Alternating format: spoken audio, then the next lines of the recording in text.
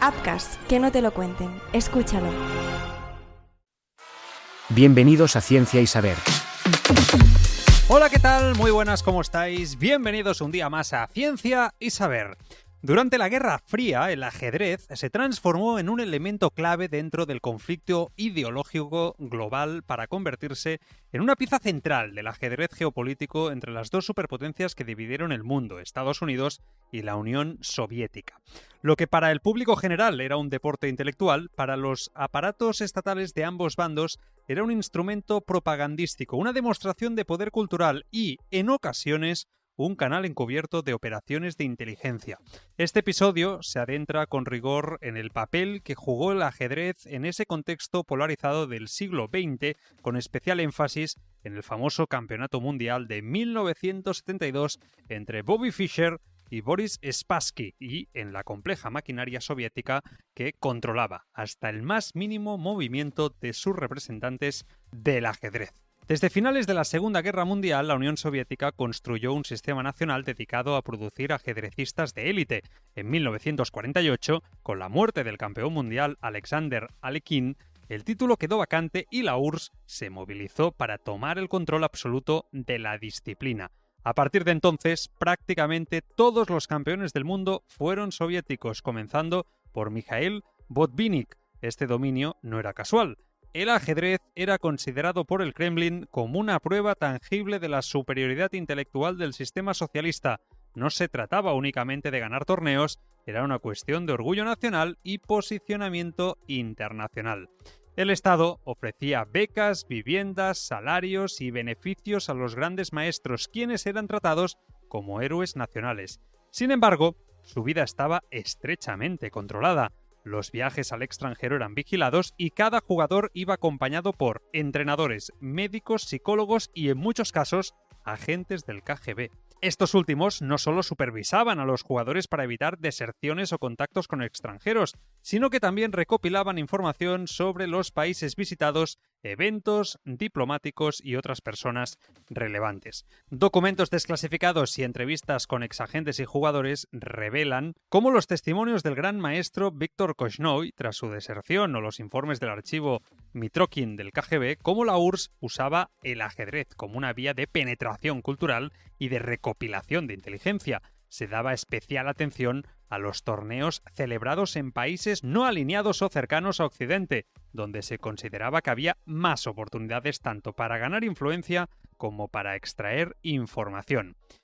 Antes del inicio del Campeonato Mundial de Ajedrez en 1972, el mundo ya estaba atento al fenómeno Fischer. El joven prodigio estadounidense había arrasado en los torneos previos y había generado un clima de expectativas sin precedentes en Occidente. Por su parte, Boris Spassky llegaba como el vigente campeón soviético, símbolo del poder ajedrecístico del bloque oriental. El enfrentamiento no era solo deportivo, sino una lucha por el prestigio nacional de dos sistemas enfrentados. El Campeonato Mundial de Ajedrez de 1972, celebrado en Reykjavik, Islandia, fue mucho más que un enfrentamiento deportivo. Se convirtió en uno de los símbolos más potentes de la rivalidad este-oeste. Bobby Fischer, excéntrico, brillante y volátil, representaba el individualismo norteamericano llevado al extremo.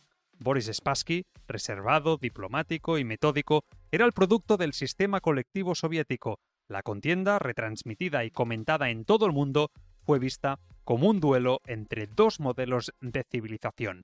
Desde el comienzo, el ambiente fue de desconfianza. Fischer se quejó del mobiliario, de la iluminación, de las cámaras, del público e incluso de las condiciones del aire. Sus exigencias, en apariencia excéntricas, fueron interpretadas por los soviéticos como maniobras psicológicas. Por su parte, la delegación soviética llegó a sugerir que los estadounidenses estaban empleando ondas electromagnéticas para alterar el estado mental de Spassky. Se analizaron las sillas, las lámparas, las paredes y el agua, sin encontrar nada anómalo. Aún así, la tensión seguía creciendo.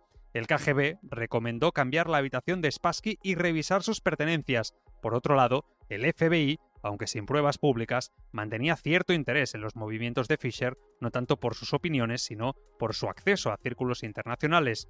La paranoia era general. Todo detalle del comportamiento de ambos jugadores era estudiado por psicólogos, diplomáticos y analistas. Los informes sobre Fischer hablaban de su carácter impredecible, su obsesión por el control y su tendencia al aislamiento. Los soviéticos, a su vez, temían que una derrota debilitara el relato de la superioridad socialista. La victoria de Fischer no solo fue un golpe deportivo, fue un terremoto simbólico. Por primera vez en décadas, un occidental arrebataba a la URSS un emblema intelectual. La prensa de Estados Unidos celebró el triunfo como una victoria del espíritu libre frente a la opresión del sistema colectivista. En la URSS, aunque se intentó restar importancia a la derrota, hubo autocrítica interna y un refuerzo inmediato del aparato ajedrecístico para recuperar el prestigio perdido. Aunque no se ha demostrado de forma concluyente que las partidas de ajedrez hayan sido utilizadas como herramientas sistemáticas para transmitir información secreta, existe un caso anecdótico que alimentó esta sospecha. En 1960, durante un torneo por correspondencia entre jugadores de Alemania del Este y de Suecia, los servicios de inteligencia suecos interceptaron comunicaciones inusualmente frecuentes y codificadas entre los contendientes. Aunque no se llegó a probar que los movimientos contenían mensajes ocultos, el episodio fue suficiente para que se abrieran investigaciones formales y se reforzara la vigilancia sobre los clubes de ajedrez internacionales. Este tipo de episodios, no confirmados, pero plausibles, contribuyeron a la percepción de que el ajedrez era una vía potencial de comunicación cifrada sistemáticamente para transmitir información secreta, y es que existen múltiples testimonios que sugieren que algunos movimientos enviados en partidas por correspondencia podrían haber servido como estos códigos encubiertos.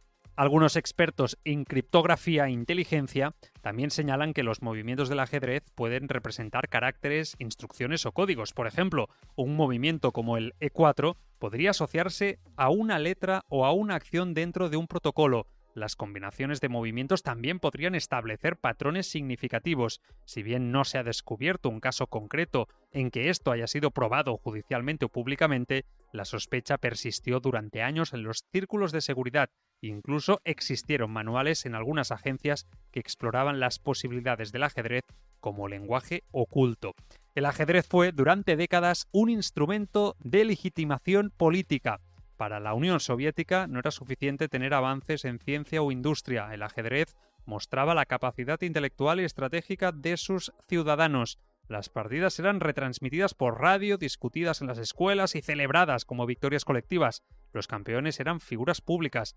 Botvinnik, Tal, Petrosian, Karpov y luego Kasparov fueron utilizados por el régimen como modelos de disciplina, inteligencia y patriotismo. La derrota de Spassky fue interpretada como una amenaza para esa narrativa. Por ello, el aparato estatal se movilizó rápidamente para restaurar el prestigio perdido. El ajedrez durante la Guerra Fría fue mucho más que una disciplina mental. Fue un escenario de confrontación ideológica, un instrumento diplomático y una plataforma propagandística. Sirvió para medir intelectualmente dos modelos políticos opuestos, pero también para analizar fortalezas y debilidades personales que podían tener implicaciones estratégicas. Aunque no se puede afirmar con certeza que se usara como canal regular de espionaje, sí fue un entorno intensamente vigilado con implicaciones culturales y políticas de primer orden. El ajedrez, con sus 64 casillas, se convirtió en el reflejo perfecto de un mundo dividido, donde incluso el silencio entre movimientos hablaba de poder, control y futuro. Mañana más, Ciencia y Saber. Ciencia y Saber, una producción de Avcast.